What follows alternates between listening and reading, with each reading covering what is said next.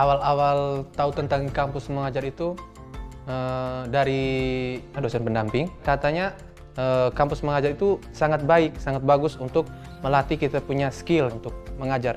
Karena saya juga basicnya menjadi guru. Dari situ saya tertarik dengan program kampus mengajar. Yang pertama yang saya ketahui, kalau kampus mengajar itu hanya sekitar untuk mengajar saja. Ternyata tidak. Kampus mengajar itu ternyata kita bisa berkolaborasi bersama guru-guru yang ada di sekolah penempatan yang ada.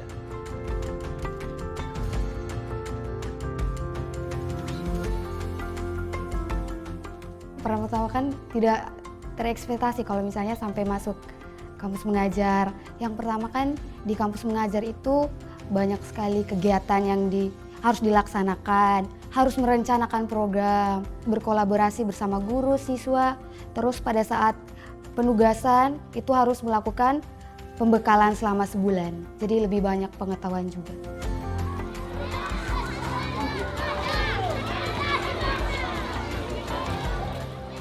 Setelah tiba di SD Impres On ke-5, pada minggu pertamanya kami melihat, mengamati secara langsung kendala-kendala yang ada di SD Impres On ke-5, sehingga kami merancang program-program yang akan kami rencanakan selama 5 bulan ke depan.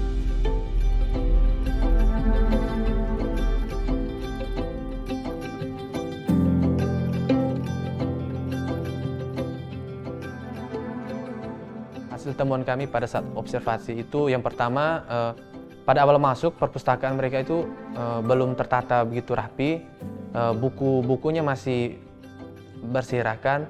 Jadi dari situ kami mengambil satu program yaitu menata perpustakaan. Terus yang kedua, kami observasi dalam kelas ada beberapa siswa yang belum terlalu memahami cara penulisan, membaca, maupun untuk numerasinya matematika untuk Untuk literasi itu kami sudah melaksanakan yang pertama bimbingan khusus untuk kelas 3, 4, 5, dan 6. Itu kami melaksanakannya di sore hari. Sedangkan literasi rutinnya itu kami melaksanakannya di pagi hari. Di sekolah ini kan sudah ada literasi 15 menit tapi tidak dijalankan.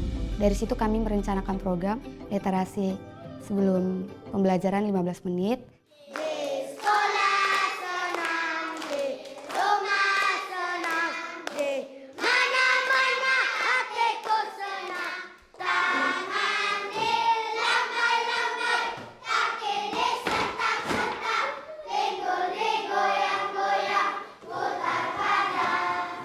Salah satu program kampus mengajar juga membantu guru dalam adaptasi teknologi. Salah satunya juga kami kemarin membantu proktor sekolah melaksanakan simulasi asesmen nasional. Setelah itu juga kami membantu mendampingi anak-anak menggunakan Chromebook.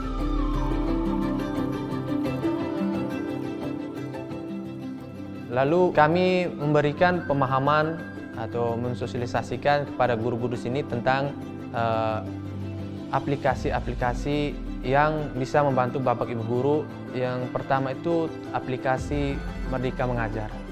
Itu salah satu aplikasi sehingga guru-guru bisa terbantu untuk mendownload materi-materi ajar atau modul-modul ajar yang dapat diterapkan di sekolah ini. Jadi di SD Onekore 5 ini yang menerapkan kurikulum Merdeka Belajar itu di kelas 1 dengan kelas 4. Jadi saya menerapkan Merdeka Belajar ini dengan mendampingi para siswa yang belum bisa membaca, menulis, dan berhitung.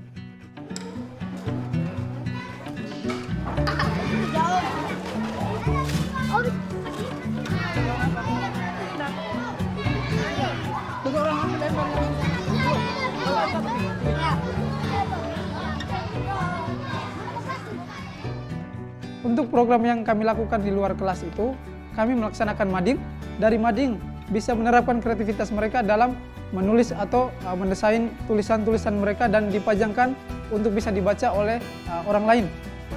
Yang kedua, menjalankan kegiatan ekstrakurikuler pramuka. Pramuka itu sangat penting dalam mendidik dan membina kedisiplinan peserta didik.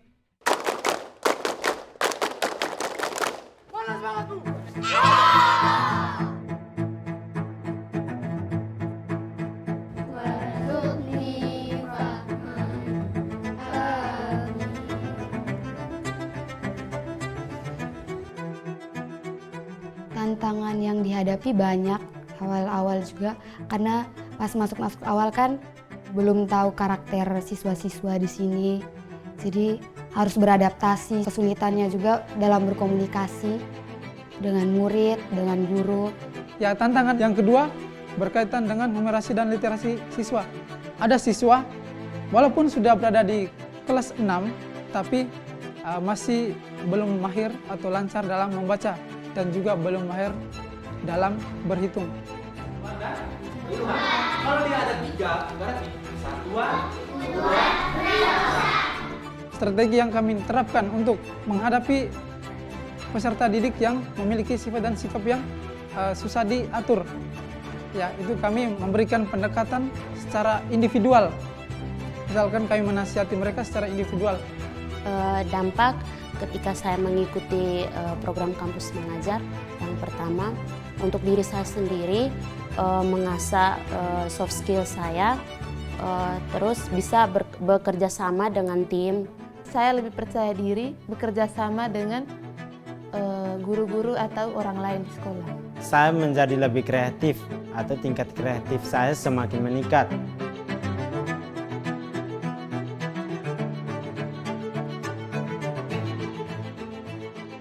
Awalnya itu mereka sedikit gugup, masih kayak kaku untuk beradaptasi.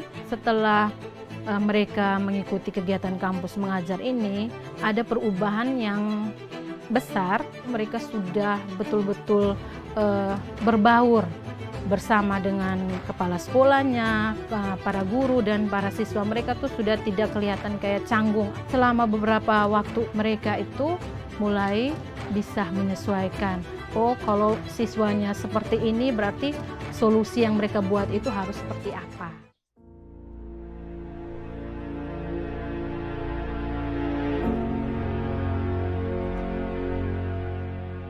Dampaknya yang paling utama itu anak-anak bisa membaca, bisa menulis, bisa berhitung dengan baik, bisa menggunakan alat-alat teknologi IT yang terutama. Yang paling pertama kami paling senang tuh di kelas 5. Karena di kelas 5 itu ada kelas asesmen. Mereka bisa menyelesaikan soal dengan bantuan mahasiswa. Dengan kegiatan-kegiatan sore hari, anak-anak sepertinya makin semangat, yang malas jadi rajin. Seperti itu. Karena pengaruh mungkin COVID ya, Ibu ya, pengaruh COVID itu anak-anak kan tidak ada bimbingan secara dekat, toh hanya lewat daring, kasih tugas begitu saja. Mau dengan HP juga ada orang yang punya, ada yang tidak, kan seperti itu. Awalnya tuh menulis huruf juga jelek, tapi latihan demi latihan huruf menjadi bagus. Nah, membacanya terbata-bata, oh tapi jadi lancar. Itu yang suatu perubahan yang membuat sangat senang.